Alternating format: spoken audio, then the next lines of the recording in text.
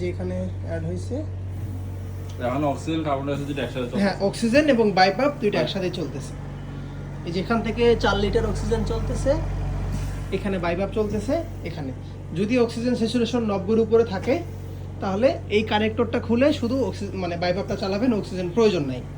আর যদি দেখেন যে না কার্বন ডাই অক্সাইড মানে আপনার তার অক্সিজেন স্যাচুরেশন কম, 5 অক্সিজেন দিয়ে মেপে দেখবেন, তখন আপনি হচ্ছে এই অক্সিজেনটা দিয়ে দিবেন। আর যদি অক্সিজেন দেখেন যে না 90 এর উপরে আছে, 93 94, তাহলে শুধু বাইপাপটা লাগিয়ে সে সারা রাত ঘুমাবে।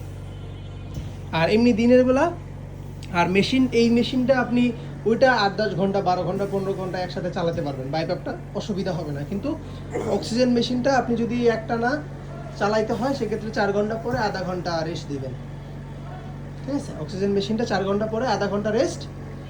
আর বাইপাপ মেশিনটা ওরকম কোনো ইয়া নাই, ঠিক আছে? বাইপাপ মেশিনটা শুধু আপাতত রাতে চলবে, রাত্রিবেলা।